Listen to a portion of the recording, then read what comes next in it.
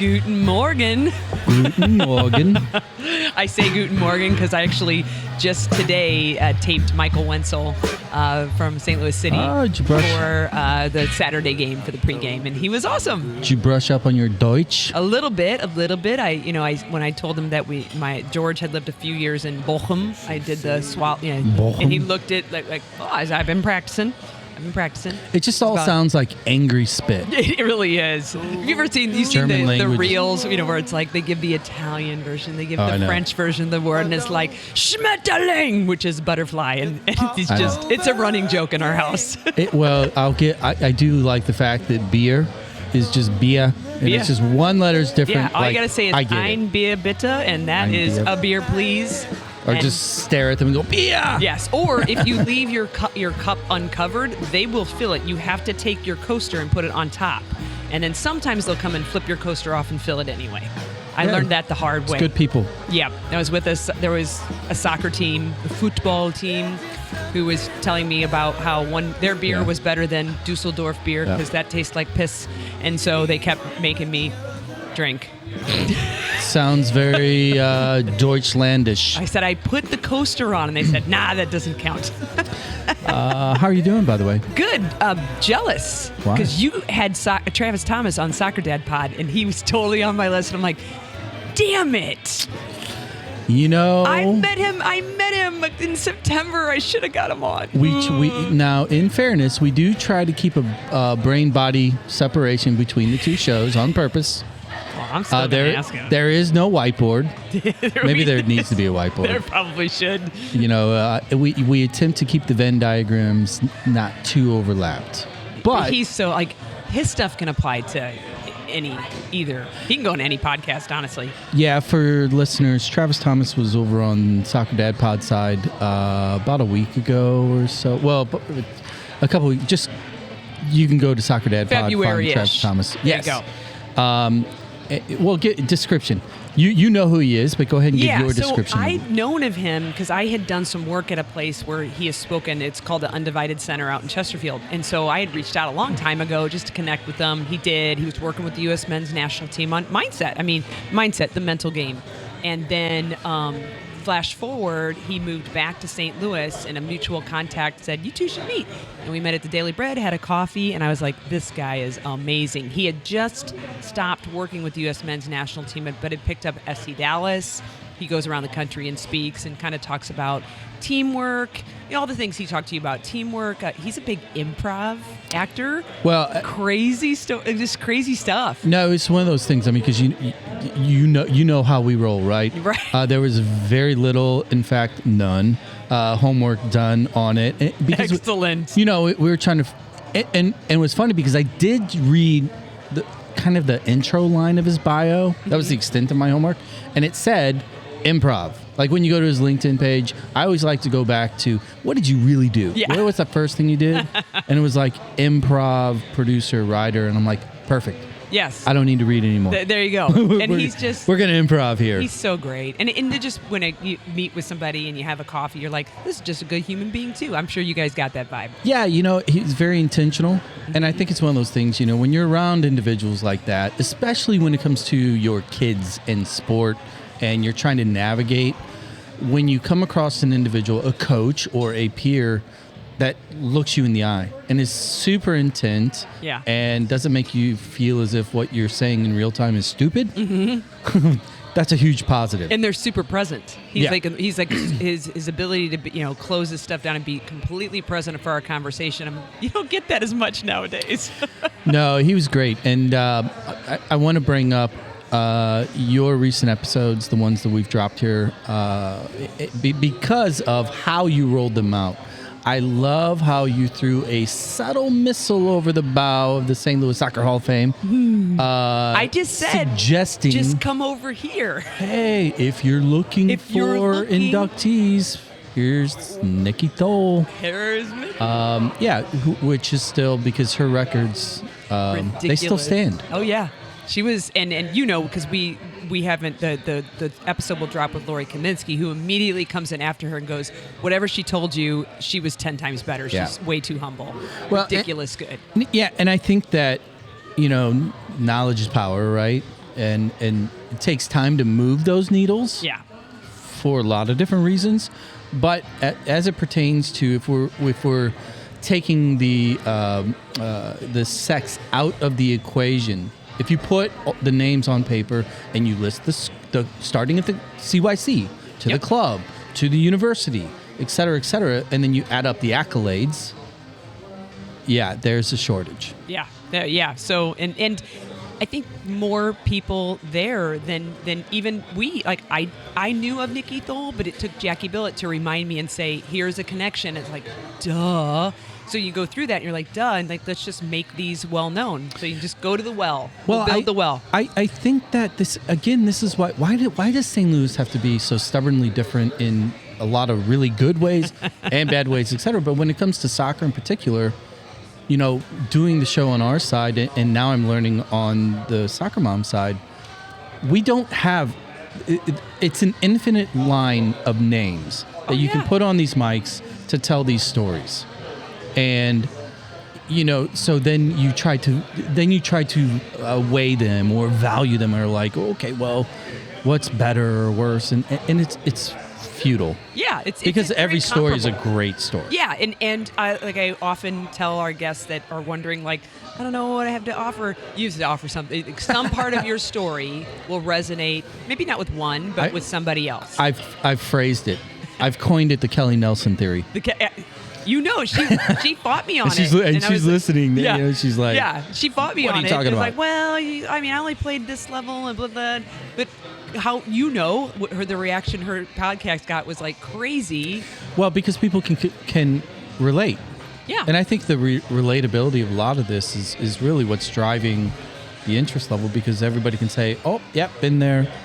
Yeah, I've been in that hotel lobby with a bunch of kids. Yeah, and then we get, we get from anywhere from the people who belong having a green jacket, we've had many on, to Lauren Seppi, who's young right now, probably deserves a green jacket later in her life. And how great. If she wins high school state this year, she could get one right now. Let's just get one now for her. But like, more is coming. But I remember watching your face during her podcast, you going, oh, wow. Like, I was super cool because I'm like, I already knew because I'd worked with her. And because you say her college coach reached out to you, the one who's going to take her on is like, oh my God. Yeah. And I was congratulatory to him. Yeah. And I didn't want to say, hey, you know, there's going to be competition. Watch that transfer portal, you know, because it's coming. No, but I think it's one of those things, especially with the youth players, the younger individuals, you know, and I'll relate it to back in the days in the studio when we were making music and artists were coming in. You know, everybody thinks there's a formula. You know, and these kids, we think that, okay, you have to go to tech training, you have to do this, and you have to play on this team, and you got to do X, Y, and Z. Well, sometimes that doesn't work. Nope. But when it's right, when it's good, you just hear it, you know. That's right. You're like, okay, that's good. or you see an individual like a Lauren Seppi, and you're like, you're successful. Yep, already. Yeah. So speaking of successful and people with stories, welcome our guest on. Yeah. So Maria Hardy Tabb, and I've only known, hello, by the way, hi. I've only known you. You and I came to, God, what year was it? Oh boy, 2000 old. 2000 a long time ago, but in the 2000s, I started working for Corporate Express, which then became Staples Promotional Marketing. You were already there. You were an OG.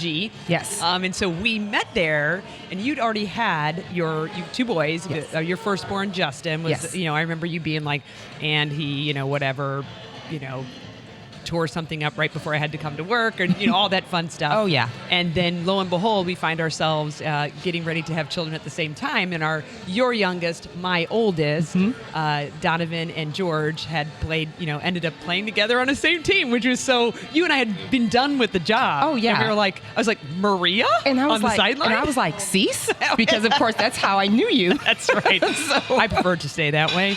But yeah, and so we, you know, in the short list of as we get going with this podcast, looking for, you know, diverse viewpoints, some of the same viewpoints, but it was just wanted to get you on to talk a little bit about the journey of You did. Let's start with you. You played a little bit of soccer. This is a great. I was awesome at soccer in 7th and 8th grade. Count it, bank it. That matters. I was just. What I were was you? just What were you good? You were fast. Were you I was fast. A fast girl. That's it. Clink, clink. Yeah, there you go. That's it. I was fast, kind of is with the good. ball, kind of without the ball. Really just depended on the day and who I was playing. But that was it. It was just pure speed. And Were you here in St. Louis for that? Yeah, I was in St. Louis. So where did you play? So I played at St. Anne's. Okay. I was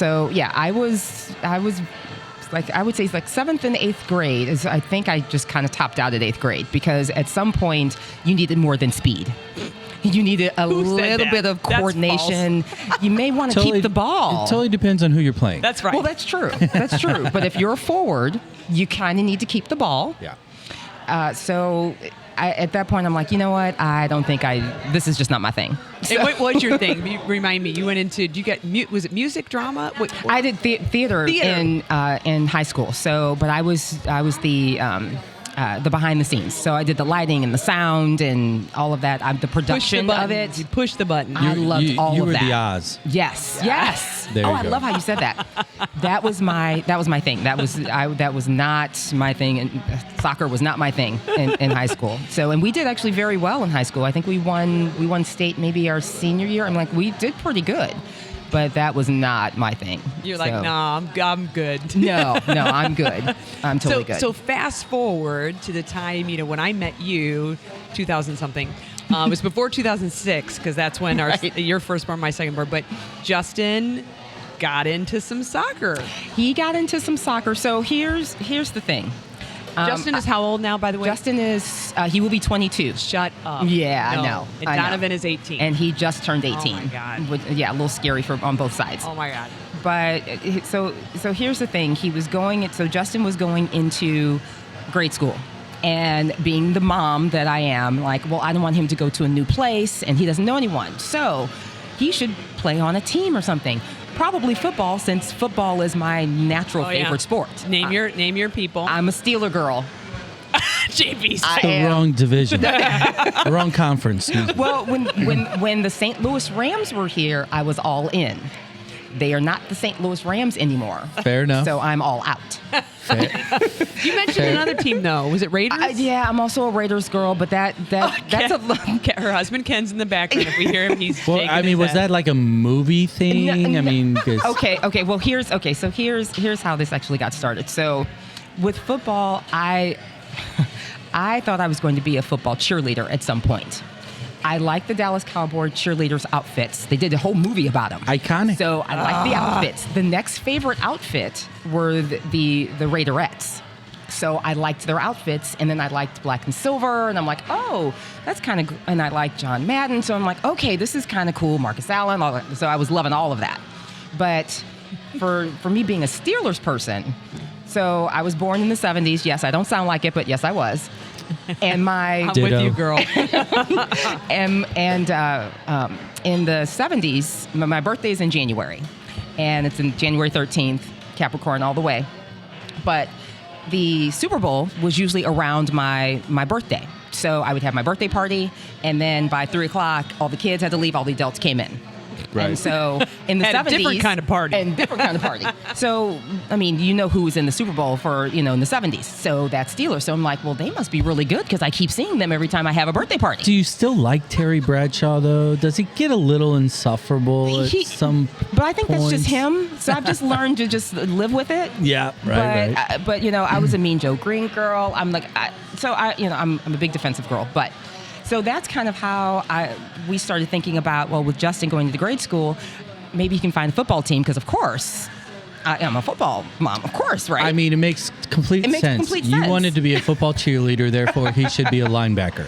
100%. Okay, gotcha. So we tried that, but we could not find a football team for him to. The school didn't have one. They had soccer. So like, okay, well, I played a couple of years of soccer, so why not, right?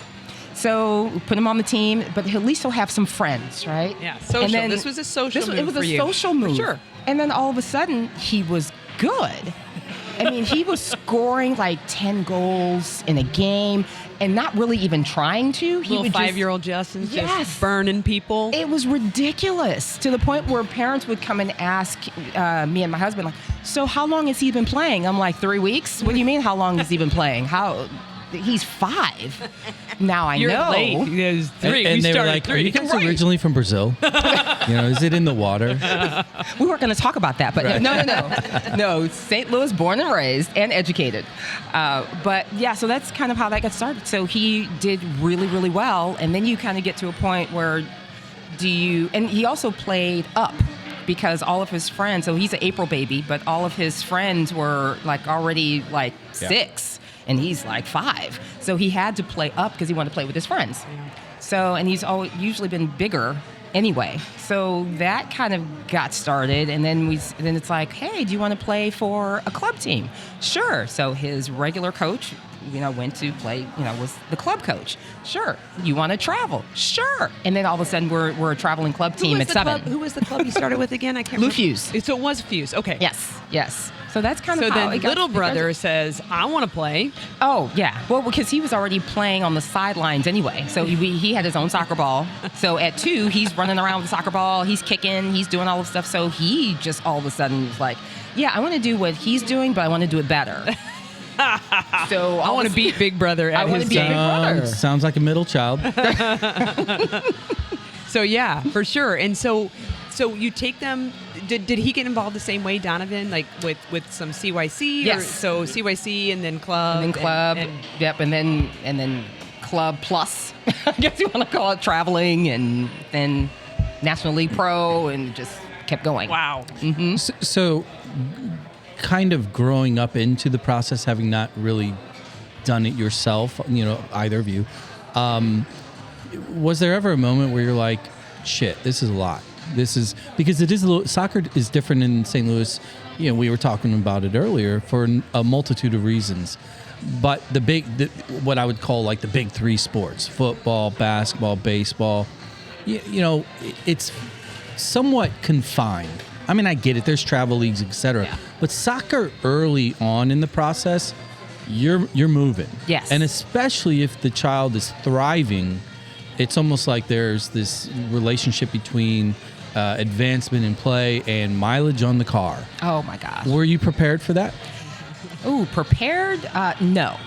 I would not say prepared. But what we didn't want to do was to hold them back. So as they kept growing and they were more and more interested in soccer and wanting to play at different levels, because they would like pass certain levels and they're like, okay, so now this isn't fun anymore. It's like, can I do this? Sure. And then it would just go on to the next level.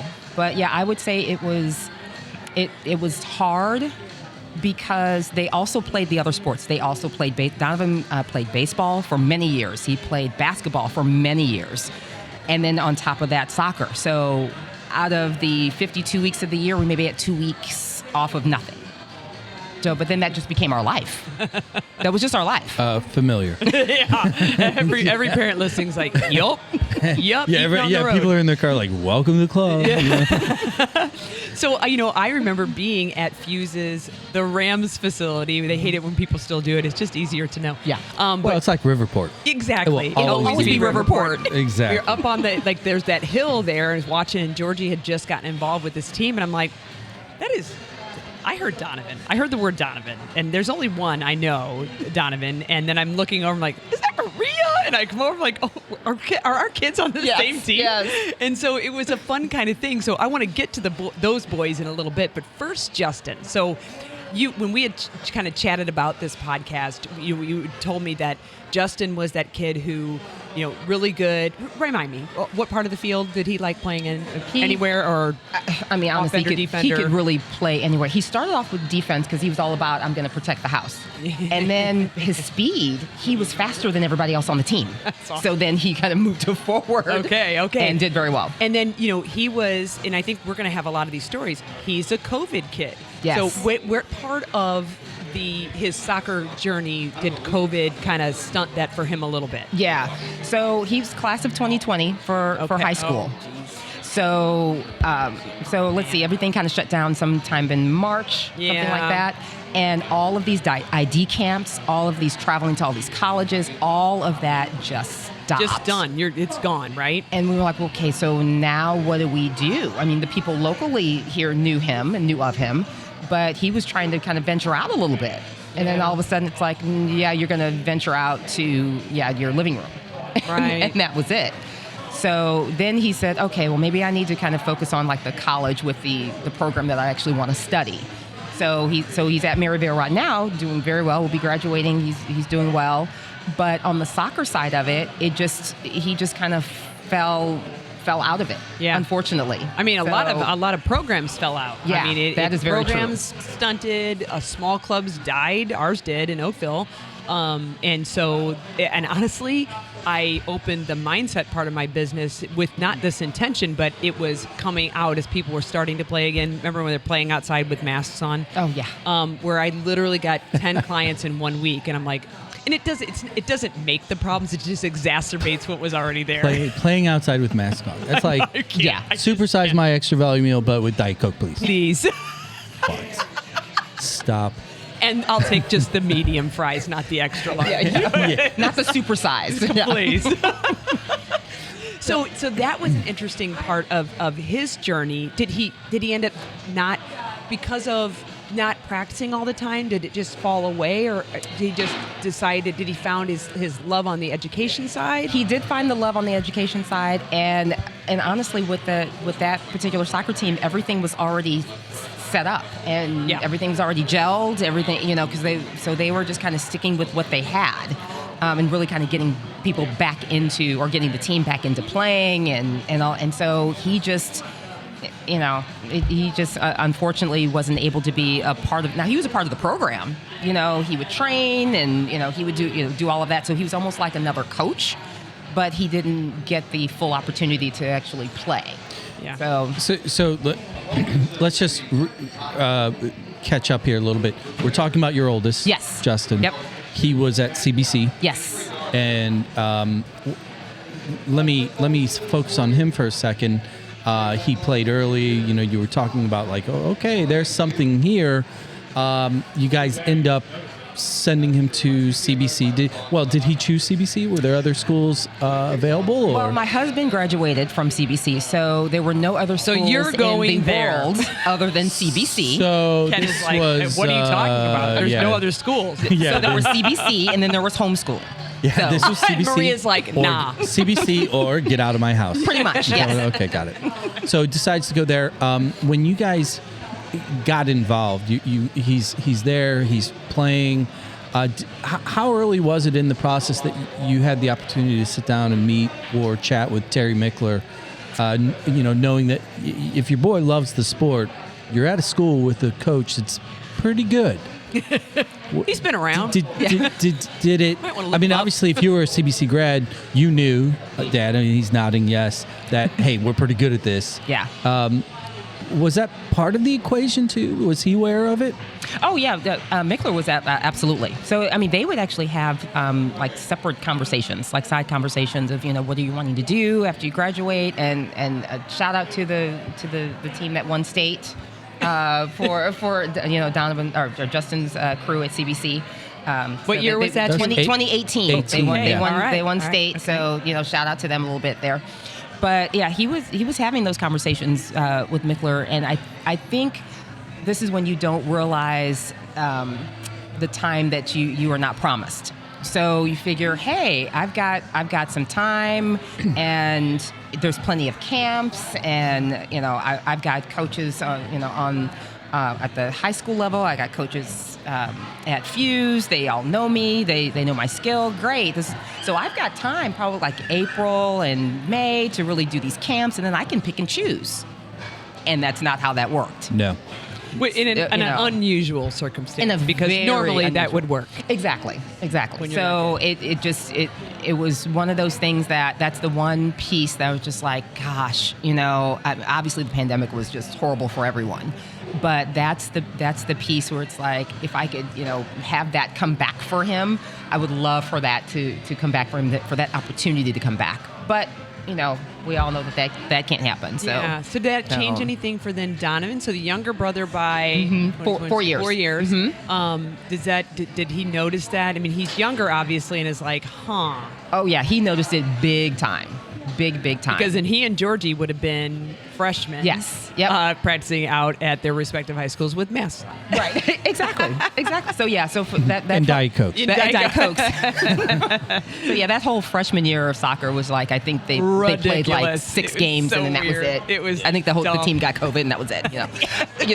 Eventually, one by one falls. And it's like, we're getting it. They all just kind of fall.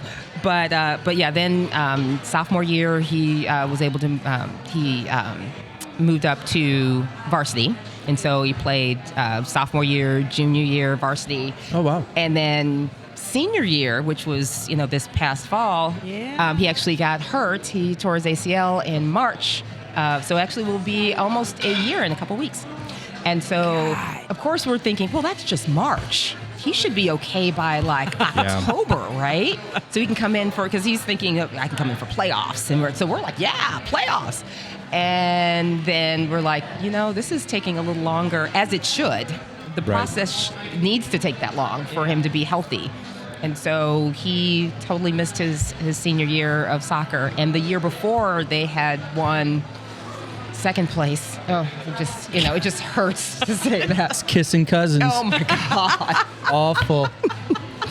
But so of course they're like, okay, well our senior year we had 18 seniors. Senior year we got this. 18 seniors. Yeah. Damn. So we got this. And then Bartoni? Or yes, Dominic, yes, What a stud.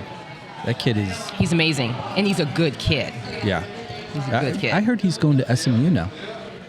Not sure. See now you're telling me stuff. Maybe. No, it's so senior year. I mean, that's crushing on a Yes. kid. Because the whole high school experience, and we talk about it in different lanes often. Because kids are given a lot of choices these days, and high school is one of those that is different. It's just different. Yeah. It just hits different, whenever you are able to experience it. How did he handle? Because getting injured in March, you blow your ACL. Now, all kids think, you know what, put some ice on it, I'll be back in 30 days, right? But that's a big recovery. As he was approaching the preseason time frame and everything else, and it was clear that he wasn't going to be able to play, how did you guys as parents manage that frustration or depression or whatever Like all of that? Yeah. Where was his mindset going into that? You know what? I will say he was probably stronger than both of us, both parents. He was amazing, and I know it was hard, and I know it was hard physically, but probably even harder mentally. But he took it in stride. I know he had some good days and not so good days, but he did what the doctor told him. He did what the rehab told him. He did what he was supposed to do because he wanted to get back out there. Now, of course, he was hoping that he would get back there, in time for playoffs. And then, honestly, even once he realized that wasn't going to happen, he's like, okay, well, then I just need to be here for my team. So, and the team embraced him with, hey, we're going to try and get you back out on the field, and we're going to do all this. So the team was incredible. They had the wristbands. They had the promo stuff they had on social media. They have his pictures on there. I'm like, okay. It was really incredible. Dad's sitting over there like, I know, it's CBC. That's what we do. But that is one of the helpful parts of recovery for a player is not just doing all the physical, but one of the things, all of them, it doesn't matter whether you twisted your ankle or whatever, they feel isolated. Yeah. And so when they feel isolated, and it's not even so much that, oh, somebody's taking my spot, it's just that I don't feel a part of it, and when your team can still make you feel a part of it, it actually is supposed to help recovery. Yes. That's super cool that they did that. And he was thinking, well, maybe I'll just be what do they call them? Maybe kind of like a Team trainer manager. or team manager. Maybe Yeah. I'll just do that. And they surprised him, and they actually gave him his uniform back of what he was going to wear. So they gave he dressed out. Yeah, and he who, did who all cried that. more, son or mom? Oh yeah, Dad. Dad's pointing. I should have known it was the cadet. It was the cadet, of course. But yeah, he came home with his bag, and he's like, they gave me my stuff back. And we're like, what? So which was amazing. And they just, the whole team, the whole program embraced him. But it also shows what kind of kid he is, too. So that was amazing. But he did much better than we did, for sure. So he misses the season. Fully recovered at this point? Yes, he is truly. He's released from medical release, and then even because you have the medical side of it, then you have the PT for medical, then you've got to get back into soccer shape. Yeah. Oh, yeah. So he did his 10 weeks or however many weeks of the. So he's back at it. He's Nice. back on the pitch, which is great. So back on the pitch club then, doing club or yeah. So Okay. he's starting off with that, doing club. So absolutely. So yeah. Cool. So one thing that you and I talked about, and I don't know, JB, I talked a little bit, a few weeks ago, somewhere in February, I did a moderated a panel for women in soccer, and one of the audience members asked a fantastic question and noticed that I'm one and there's 6 people, and she said, you're all up there and it's great, thanks for what you do, you're all white.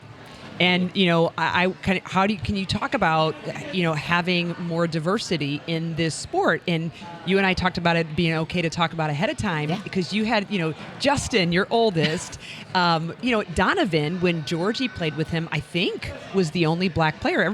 All the boys were white, right? Yes, I believe so. Yeah. I mean, maybe other, but not only stands out because he's super freaking tall, but he's the only kid of color at that time. And you shared a story with me about Justin. Was it at CBC? This was a CBC story? Yeah, this was at CBC. So, and this, of course, he tells us this after all this happened. So he's not going to tell you while you're in it. Of course. So so he's a freshman, and most of his friends. So he's finding his way. He's finding his tribe that's there at CBC, and most of his friends are either play football or they play basketball. Now, Justin also plays basketball, and he played while he was there too. But you're going around the table and you're talking about introducing yourself and what you do, and you're at the freshman table because you're a freshman. You're at the freshman table because you're a freshman. You gotta sit there. Exactly, and you better enjoy it. And he's like, yeah, and I'm a soccer player. And it was "Hey, like what?" total silence. He's like, they're like, come again? And it's like, well, I play basketball too. I'm a basketball player too, but no, my main sport is soccer. And they're like, why? What are you doing? So then, of course, all the jokes start happening. It's like, oh, you're playing soccer, and ha ha ha, and you don't know how to play anything else. You play soccer, and he's like, you know what? Maybe you should come out and just see me play. Just watch it. Have you ever watched a game? Well, no. Why would I watch a game? Football and basketball. Come out and just watch me play. So and they did. And then all of a sudden it was mad respect.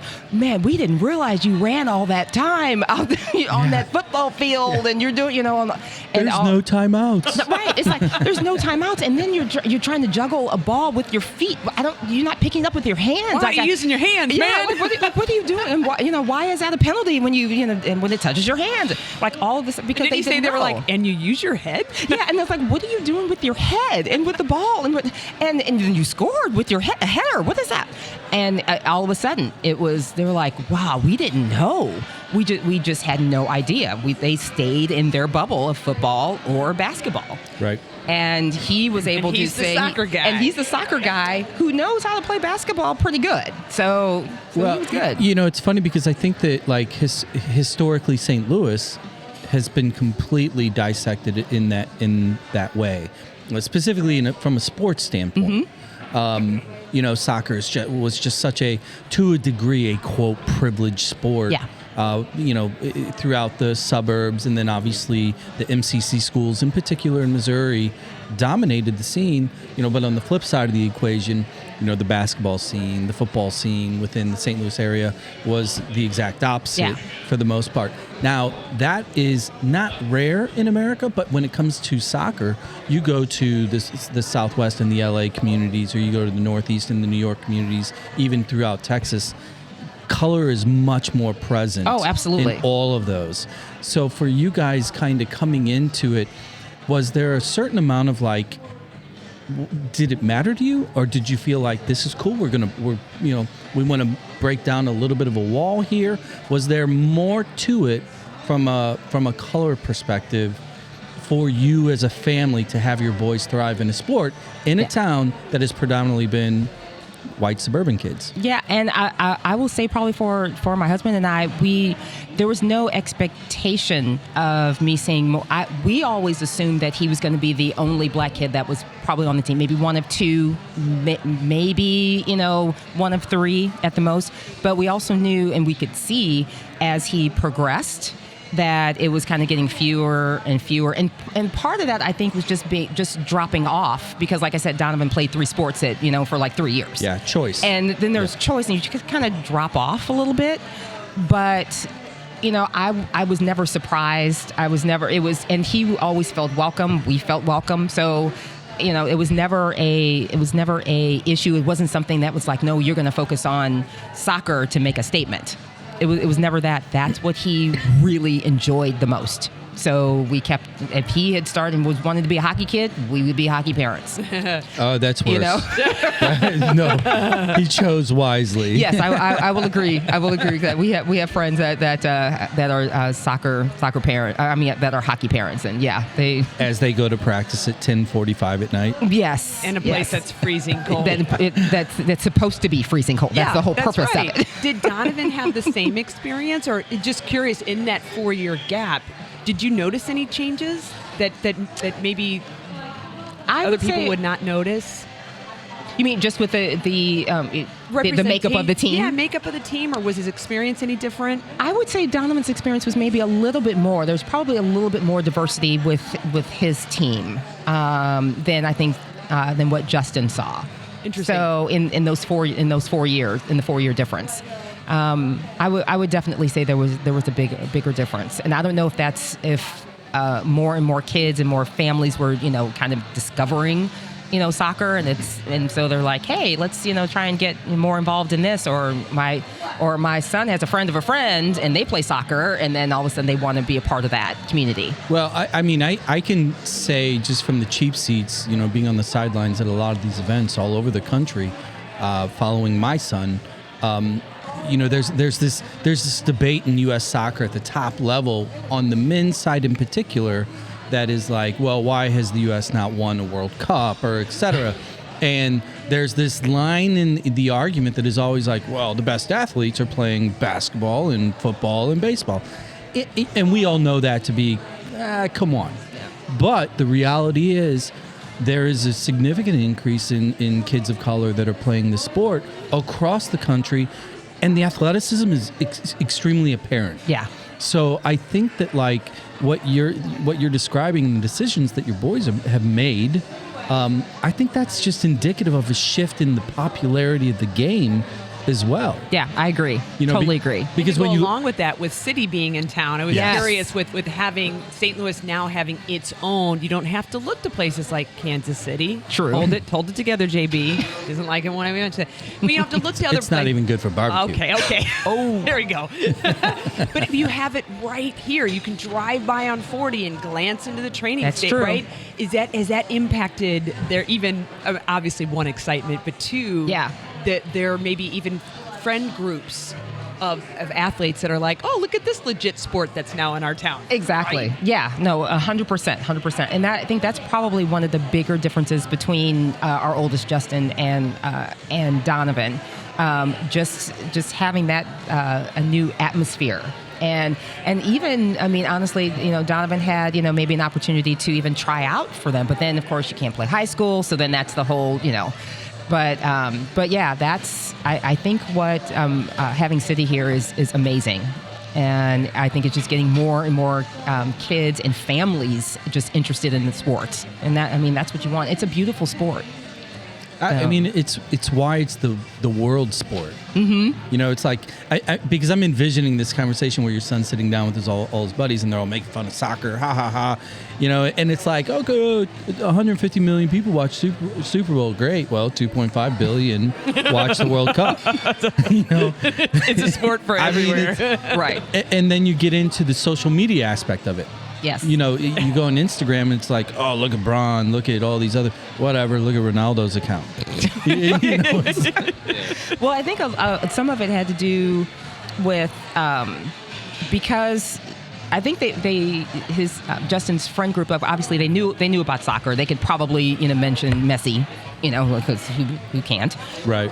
But I don't think they actually knew someone that chose soccer as a primary sport. Like if you have a 1 and 1A, so it would be soccer and then basketball for Justin. I don't think they had ever really met anyone that chose, like, well, what do you mean soccer is number one? What do I don't understand. Right. And so he made them understand, which was fantastic. And then after that, when people, as his friend group expanded, or you had more people kind of coming in, they're like, ha ha ha, he's a soccer player, and then he would get so much support. Hey, you don't know anything about soccer. You have no idea. You haven't been to a game. You haven't seen him. Yeah. Do you know that they run for for like 90 minutes? Well, I always think of that they run. I always think of Kobe Bryant, in terms of this, because he grew up in Europe. He grew up in Italy, and he was reported in a number of interviews of saying if he had a choice, he would have preferred, in fact, to have played soccer over basketball. Now, look, he chose wisely. Yes. But, I mean, it's like, I think it's one of those things that the sport is really kind of infiltrating more and more of Main Street America, in communities, urban communities in particular. It's cheap. It's an easy game to get out and play. Yeah. And I love it. Didn't you say they were like, and all you wear is shin guards? Oh yeah, and then that's it. But, well, because he and they barely wear those to begin with. And he could by turn the the conversation around. It's like, so you're out there with pads and helmets, yeah. So when we actually collide, it's two bodies colliding, not the pads colliding. So they were like, well, so where's all your gear? It's like the ball. He's like pointing at his head right here. Yeah, my noggin. It's like it's right up here. So that's awesome. Yeah. So you've been through it obviously with Justin and are going through it with Donovan. Yes. When it comes to college. Oh, so yeah. we're you're in that space, and I'm sure you've been in that space longer, right? Of what that looks like. Yeah. And, I could definitely use some words of wisdom. Georgie is not going to go on for soccer, but Marin may, and that is a big it just seems like such a giant thing to tackle. Yes. If anybody knows process, it's you. If anybody can find, by the way, and have a bulleted list of how you do this, it's Maria. I do what I can. But I mean, it's really, and what we've been, telling both boys, with selecting a college, like you need to find the college that's right for you first. As a person that will help you grow into the person that you're supposed to be, that's got to be first and foremost. Now, we hope that school also has a soccer team on it that you want to play for. Right. But, soccer is it's so although it's hard for me to say temporary because I feel like we've been doing it, for, decades. Right. But it really is. You're not going to play soccer for the next 30 years. You will need to have some type of, whether you're going to be a business person or whatever you're going to do for the rest of your life, you need to prepare yourself with that, and college can help you do that. So you need to kind of think about what that means, and think about, you have the different levels of soccer, of college. So. Right. Is it something where you want to play and soccer is 110% of what you're doing? D1 or die. Right? Yeah, D1 or die. Exactly. Yeah. Or do you want to, it's like, hey, I want to play on a competitive team, but I still need to get my work done. And I, don't want to just, lose my mind. So then maybe we're looking at, D2, D3. I mean, there's, it's really all about the match. It's got to be a good match for you, as a whole person. So that's what we've told them. And is he open to that? Being like, I think of when they're I have a freshman and she's like, UCLA. And I'm like, that's awesome. I would love to visit you at UCLA. That would be cool. I might find a mini apartment there. However, the chance, and I don't know that she believes me. I'm like, the chance of you touching the field in a real game is probably slim to none for 2 years. And she's like, oh. I'm like, I'm not saying you're not good. I'm just saying that there's a bunch of people who are good. Yeah. And it's a different kind of thing you have to think about. Yes. The timing of this conversation is just so ironic because we literally interviewed AJ Cochran yesterday at the time of this recording. And I cut the quote. I made a highlight of it, and he basically was like, because at the time he was a good CBC cadet, right? Everybody wanted him. All the big schools wanted him, including the Dukes, the North Carolinas, etc. And he was incredibly mature to kind of evaluate the landscape, because he did his homework and he looked at those programs, and he was a center back. Well, these other programs had sophomores and juniors and senior center backs there and all these things. And he chose Wisconsin. Mm-hmm. Wisconsin, obviously Big Ten, great school, but it's not a school that a lot of St. Louis players pipeline to. And his point was, you have a dream and you look at dream schools, but sometimes the right school is the best path to your dream. Right. And I was like, shit, write a book, kid. Yeah, right. No kidding. And I think what you're describing is something, and Jen, we talk about this all the time. There's this vertical pressure on these kids from the parents first. And everybody wants to say, oh, not me, I'm not that kind of parent. Kind of bullshit. We all are, to a degree. to a degree. I would like to visit UCLA and be on the coast in a little condo. So how has the conversation been? Because this is your second go, right? Mm-hmm.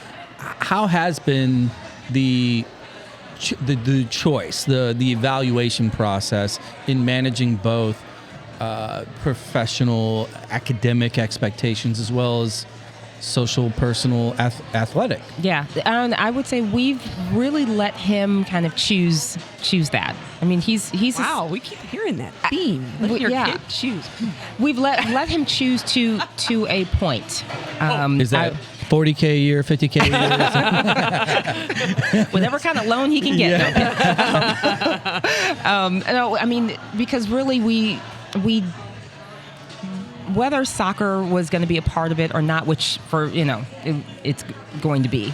But we really wanted him to kind of really look at the schools himself. Like, I can read something of like, wow, I think this would be a great fit. But if he doesn't take that time and energy to really do kind of his own investigate the coaches and the players and do all that, like I could do that, and I can make notes because I've got process, so I can make notes and I can do the chalkboard, I can do all of that. But at some point we got to let him actually kind of take the reins and do that. So we've been able to have really good conversations with him, and he's got a variety of teams that he's that have been on his board, I'll say, and which I think have been great, and they've all he's been looking at places all over, and I'm like, well, no, you need to do that, but you need to put in the work, you make the phone calls, you do the emails, you need to do all of that, and then find out if the school actually has what you want to study. Well, I mean, things like that. Is that accelerated, like that expectation accelerated, given your experience with your oldest, kind of with the COVID, crash? Yeah. At that time, how the importance of advocating, being proactive in that process, and specifically forcing the child to do that work. Yeah. Well, and I would say with Justin, because we had COVID and that was just its own strange, circumstance. But then with Donovan, with him having the injury, so that kind of did some weird things to the schedule that I had, because of course I had things written down. So we had to really kind of adjust to that too. But we really wanted to make sure that he was in the right mental space first too. It's like, do you want to continue? Yeah. We would love to see you, but do you want to do it? And then when that was a resounding yes, then we're like, okay, so we're kind of like back in the game now. Here we go. Here we go. Let's get things started. So you've been on visits and stuff like that. I We've won't been- make you tell me where, but you've been around and done Yes, some. yep. We've done visits, and we've Has had. he gotten any feel of places? Like I know sometimes I hear Bree McCarthy was on before, and she thought she was going to go to Penn State, and then I don't remember. I gotta go listen back to where she ended up going, but she just got that vibe of a different. It was like, this is it. West Virginia. There you go. It was like, this is it. Like so she had a dream, and it was like this, but then she was like, and then she got this one place and was like, yes, this is me. Has he had any moments like that just yet, or maybe he hasn't told you? Yeah, you know what?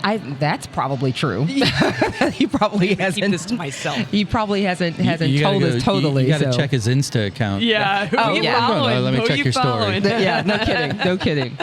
No, I think he definitely has. He has schools in mind. And he did it the right way. So it's like, go and get accepted into the school first.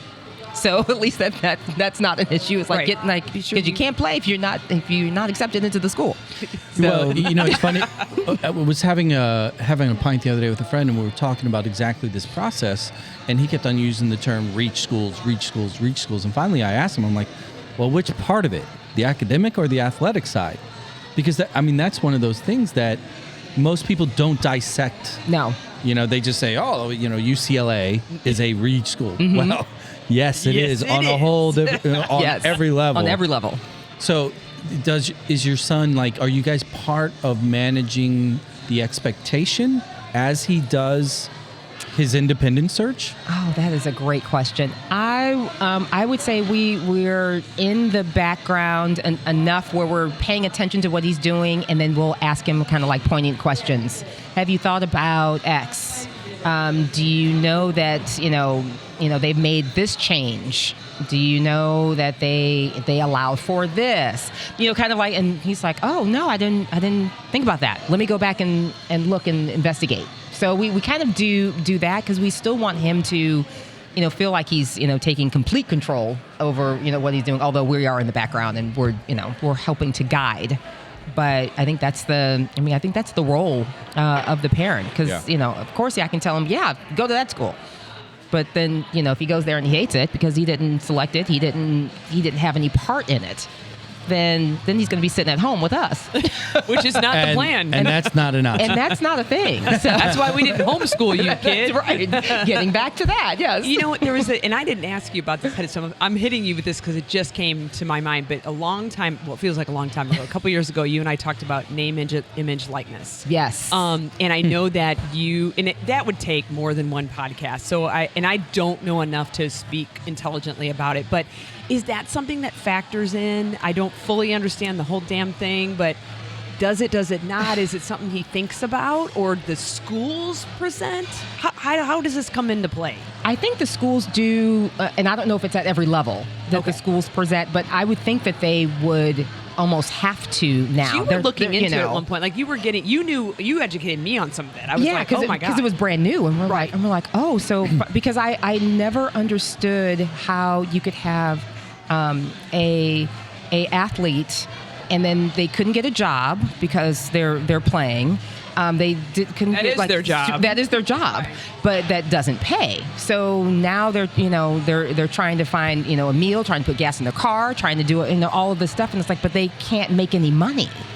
But full rides don't really exist anymore. no, yeah, exactly. So Right. so as the NIL, I'm like, wow. So they can actually make money off of themselves doing what they do best. Hopefully, it is the best of what they do.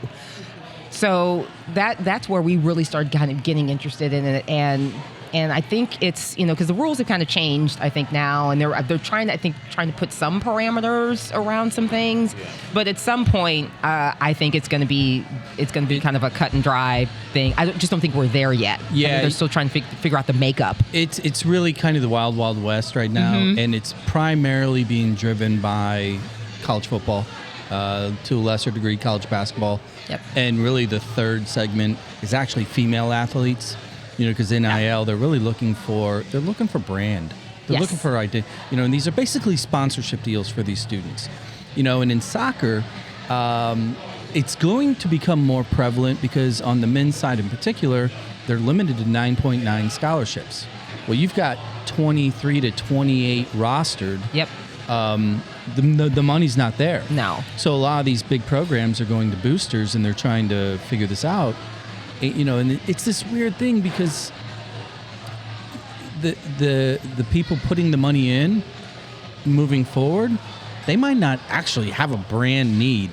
They That's just want true. their alma mater to win. That's true. Which is going to just, it's a scary thing. And Yeah. I think actually one of your peers over at CBC, Justin Gage, Oh, yeah. football coach, right? Mm-hmm. Obviously, he did pretty well. Yeah. They've been dealing with that because NIL is trickling all the way down into the high school ranks. Seriously? Yes. I did not know that. Wow. Oh yeah. Yeah. Especially Oh on the my basketball God. side. Wow. Yeah. I knew it was a college thing. Podcast. Oh my God. A whole, yeah, That more doesn't than surprise one, me. right? It's probably a podcast series, Ken. Oh, totally. Totally. So yeah, I knew it. It reminded me of when you and I went to Yeah. lunch, and I was like, "What is this NIL thing she's talking about?" I had to go look it up because I'm like, I feel so stupid. And I guess you can still feel stupid and legitimately about NIL. Well, I mean, and it is about brand, and that's what you have to try and remember to, It is hard for though to these look at kids your to kid and go, understand. "You could be a brand." That is weird. Is that not weird? Well, okay, that is weird, and I will say, And I don't know if I want some of my kids should not be a brand. Well, That's that's bad. the other side of it too, because you want to make sure you tell these kids that it is about you and your brand, and then being able to take that even to the next level, whether that's in sports or not. But it makes you a have commodity. That is true. Like But a thing. but if you do it the right way, and that's the whole side of it, because Yeah. you can this is where kids can kind of get in trouble. Yeah, You know, they need. Well, you were talking about it earlier about the selection process and being a safety net, not the driver of the car, but a safety net. NIL, it needs guardrails. Yeah. Because you're still talking about student athletes. You're talking about very, very young individuals that are extremely still immature. And I'm all for compensation for these athletes. But we can't become the new Olympics in which there's no such thing as an amateur athlete. Anyway, we could go on and on about that. What's next? Yeah. What's next in the soccer fandom in the household? Probably need to follow Donovan's Instagram and Oh find yeah, out. we do, and he's actually pretty good. So he keeps us posted on He's a great things kid. too. So yeah, we're just uber proud of him, because it's been a long road, and he's done very, very well, and we've had an amazing tribe.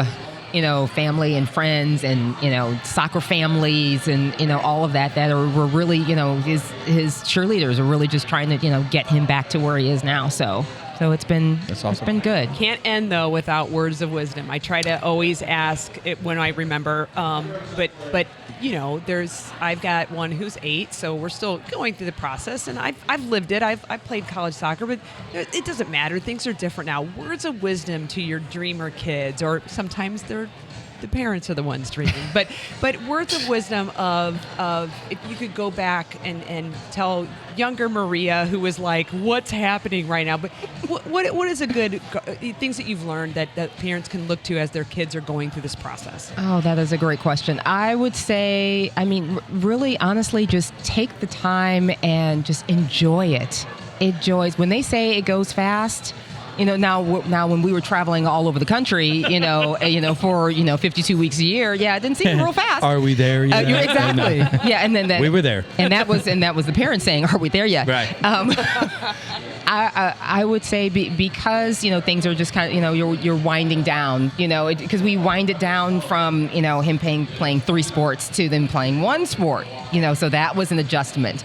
So as from the parent side, just take it in, soak it in, listen to your kids, just really pay attention to as they're maturing and what they want to do, and because it is their dream and their goal, not necessarily the parents' dream and goal.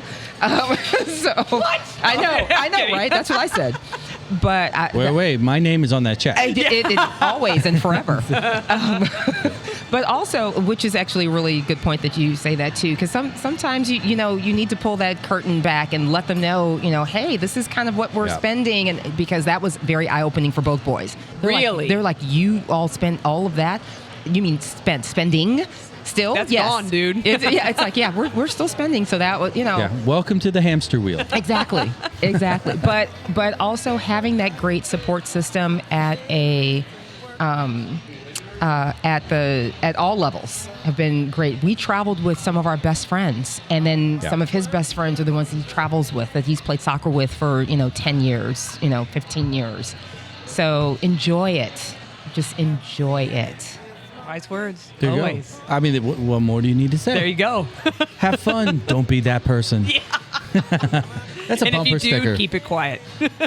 Well, thank you for joining us. That was a lot of fun. Thank you, Siess. And Ken, who's off mic, but helping her along, reminding her of some important stuff. I was following his lead. As he was nodding his head yes, I'm like, okay. We're on path. Mellow Mushroom? Oh, yeah, I'm sorry. Wait, what? Where are we? Mellow Mushroom, Sunset Hills. I like both locations, but I feel like we've done more here, and so it's like I just walk in and go, can I go to my place? And they're like, yeah, go on. Well, it's like Cheers. You walk in and they're like, Jen. Yeah, what up? Now it's Norm. Siess. There you go. So Mellow Mushroom, Sunset Hills, Soccer Dad Pod hosting Soccer Mom Sunday. Like, share, follow. Reviews. And, but good ones. Or do you like the I bad like ones? them You don't all. care? Oh, okay. I'm actually a masochist. I love the 1-star You reviews. do, because then you fight with them. Oh, it's totally. ridiculous. I I'm like, love- what are you doing? I don't know. I really don't know. We need your wife on this podcast. All right. It was a pleasure. Thank See you. you all next time. Bye.